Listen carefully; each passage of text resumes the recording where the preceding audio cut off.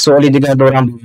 اینجا استاد ادهم حیدرزاده قرار دارند و سوال چنین است: بعضی از غیر مسلمانان امروز به مقدسات مسلمانان تمسخر میکنند و اکثریت شاید از نادانی باشد، از عاقبت آن بی‌خبر هستند. قرآن کریم، سوال چنین است: قرآن کریم تنها برای مؤمنان نازل شده است یا اینکه بغیر از آنها نیز داخل دارد؟ بسم الله الرحمن الرحیم، الحمد لله و الصلاة و السلام علی رسول الله. بعد یکی شما استادان عزیز را خوش آمدید میگم و اون برادران که با ما در این شب زنده داری میکنند، تو اینکه درباره قرآن معلومات گیرند، تو اینکه درباره کتاب خدا معلومات گیرند و با آن آشنا شوند، میگیم که خوشا به حالشان، خوشا به حال آنهایی که برای قرآن شب زنده داری میکنند. در خصوصی سوالی که دادید برادر عزیز، یعنی که یکی از خصوصیت های قرآن کریم این است که قرآن یک کتابی است که کتاب انسانیت است، کتاب همه هست، کتاب جمیع هست، یک دستور جمعی انسان هست و دستوری همه بندگان الله تعالی هست. بنابراین الله تعالی وقتی که در قرآن آیت روزه رو نازل کرد، گفت که شهر رمضان الذي انزل فيه القرآن هدى للناس و بینات. اینجا کلمه هدى للناس یعنی این کتاب یک هدایت برای بشریت است، هدایت برای مردمان هست. یا در جای دیگه الله تعالی میگه که این هو الا ذکر للعالمین، این کتاب جز یادآوری برای عالمان چیز دیگری نیست. در جای دیگه الله تعالی میگه که لیکون للعالمین نذیرا، یعنی که این برای عالمیان همچون یک کتابی هست که هم بشارت است، هم برای اونها یک بیمه است.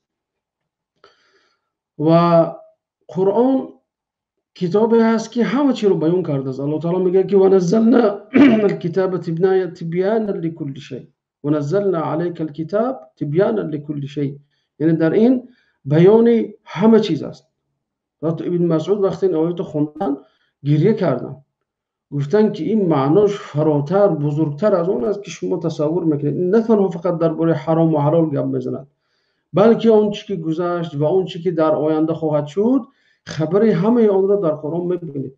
یعنی قرآن اینجا میخواهد برای بنده‌های الله تعالی گوشزد کند که این کتاب اقلیم معینی نیست، کتابی مقصد مردمی خاوری میانه یا اینکه خاصی مردم شرق یا اینکه خاصی مردم اروپا یا دیگر جا نیست، خاصی نژاد معینی نیست، نه نژاد عربی است نه نژاد غیر عربی است، بلکه کتاب انسانیت است. این کتاب خاصی یگان ملت و قومیت هم نیست، بلکه کتابی است که الله تعالی برای هدایت عالمی آورده است. بنابراین وقتی قرآن رو میبینیم، اگر ببینیم الله تعالی میگه که درباره آیت طلاق، ببینیم چه خیلی قرآن کتابی شامل است و درباره هم اخلاق، هم عقیده، هم که معامله عائلوی، هم دیگر نمود احکام را در یک دو آیه گنجانده است که در حقیقت انسان خونه تعجب میکنه. وقتی میگه درباره احکام طلاق گپ میزنه، میگه اذا طلقتم النساء فبلغن اجلهن فامسكوهن بمعروف او سرحوهن بمعروف. یا در آیه دیگه هم میگه که وقتی که خلاصه آیات همین است که در آیات هم حکم طلاق بیان بشد، هم اخلاق بیان بشد، هم درباره انسان‌هایی که از طرف زن از طرف مرد هستند، میگه که اونها رو مقصد از هم به ظلم و جور جدا نکنید یا که اونها رو مجبور به یک شی نکنید وقتی که با هم زندگی کردن نمیخواهند. در آیات درباره من کان یؤمن بالله و الیوم الاخر میگه و انسان به روز قیامت یادآوری میکند و درباره علم شامل و فراوی الله تعالی برای همه چیز و همه کس گوشزد میکند. یعنی که همه آیات وقتی دیدیم ما نمیتونیم که این آیات درباره فقط اخلاق است، درباره گوییم که فقط گوییم که احکام است یا درباره احکام عائله‌داری است یا تربیت است یا عقیده است، بلکه همه این رو در بر میگیرد. بنابراین قرآن خاص کتاب عقیدوی نشد یا کتابی عقیدوی نشد برای اینکه کتابی دینی تصنیف نشود، یا خاص کتابی تربیوی درباره اخلاق گپ زد، لیکن کتاب اخلاقی هم گفته نمیشد قرآن صرف اخلاقی. درباره شریعت قانون گپ زد نمیشد که کتابی صرف قانونی هست، بلکه قرآن هم عقیده هست، هم قانون هست، هم که احکام عائله داری هست. همه این در یک وقت هست، که بله چنانه که این گفته گذاشتند برای تمام جنبه ها را گرفته انسانیت، است و بله بله برای از انسانیت گفته های بودنش شما تاکید میکنه. استاد گرامی قدر ادهم حیدرزاده اینجا درباره یکی از مقصدهای قرآن این تصحیح عقیده یا عقیده درست است. برای به این هدف رسیدن قرآن چگونه ارشادات دارد یا چگونه راهها دارد؟ کوتاه جواب میگفتید. بله دوست عزیز، وقتی که ما قرآن رو میکشیم میبینیم اولین فرمانی که در قرآن هست این درباره عبادت الله تعالی و درباره دوری از شرک است و قرآن در این نکته خیلی زیاد ترکیز میکنه. چرا که مردمی که در جاهلیت زندگی میکردند و مثلا آدمایی که در زمان نوح علیه السلام بودن، اولین شرکی که واقع شد در الوهیت خدا بود. مردم در وجود خدا ایمان داشتند، لیکن در پرستیده شوندی یگانه، معبود یگانه بدون خدا اونها شک میکردند. بنابراین بتو هرچی برای خود ساختند و آن را برای خود خدا گرفتند. بنابراین قرآن بسیار بالای همین چیز ترکیز کرد و پیامبران علیهم السلام وقتی که آمدند با مردم به سبب همین درگیر شدند. همین توحیدی که درباره یکتاپرستی یا درباره معبودیت الله تعالی هست مردم نمیتونستن قبول کنند. بنابراین جاهلای مکه گفتند اجعل الالهه الها واحده ان هذا لشیء عجاب. این محمد اومد اینقدر خداهای ما که عدد زیاد دارد مثلا ما نمیتونیم عدد حصر کنیم، همه خدای گرفت یک خدا کرد. این چیزی قبول نشونده هست و قرآن هم برای توحید و یگانگی خدا را و این عقیده پوشیده آنها را تصحیح کردن روش های گوناگون استفاده بود. مثلا قرآن دلیل آفرینش و دلیل عنایت خود را به بنده ها بسیار گوشت کرد تا به همین توحید اثبات کند. معنای آفرینش چی اینجا؟ یعنی که الله تعالی میگه که رب المشرق والمغرب و رب المشرق و رب المغرب لا اله الا هو فاتخذه وکیلا. یعنی که خدای مشرق، خدای مغرب، خدای یگانه ای که یعنی که تنها او سزاوار عبادت است، او را برای خودت خدا گرفت. جایی شد که قرآن اسلوب ضرب المثل پیش گرفت.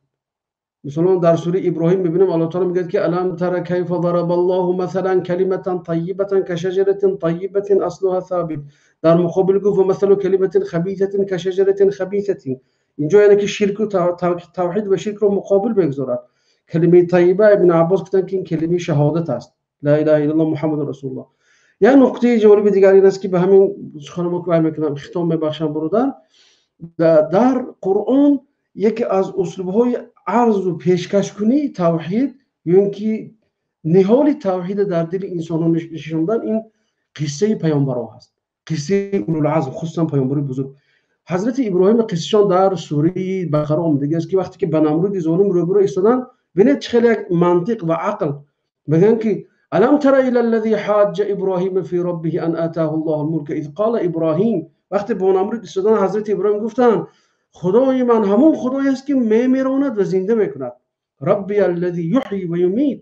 نمرود گفت انا احیی و امید. این چی است؟ گفت منم میتونم زنده کنم میرونم.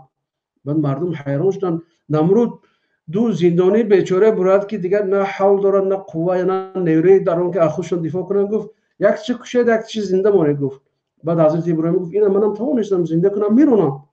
بعد ببینید منطق الهی رو ببینید، منطقی که خداوند پیامبرش الهام داد. پیامبرش گفت حضرت ابراهیم علیه السلام گفتن که انا احیی قال فان الله یاتی بالشمس من المشرق. خداوند گفت آفتاب از طرف مشرق میبرد. تو اگر دعوای خداگیت درست باشد ببینیم که آفتاب از مغرب برا اینقدر تو خدای زور باشی. بعد الله تعالی میگه فبهت الذی کفر. بوهیتا یعنی که در دهانش ختم زده شد، مهر زده شد، خب شد، مات شد، دیگر ندونست چی جواب بگوید. بله ببینید که چی بله دوام دید. اسلوب‌های قرآن است، یعنی که اسلوب‌هایی است که قرآن استفاده برد تا مردم را قانع کند به یگانگی الله تعالی. البته اینجا اسلوب‌های زیاد است برادر، روش‌های زیاد است. خیلی گفته به سبب وقت تنگی وقت نمیتونیم بیان کنیم، لیکن ان شاء الله برادرها و استادا ان شاء الله در آینده در این مسئله هر یک داش علاوه ان شاء الله واقعا ببینید که چگونه بالا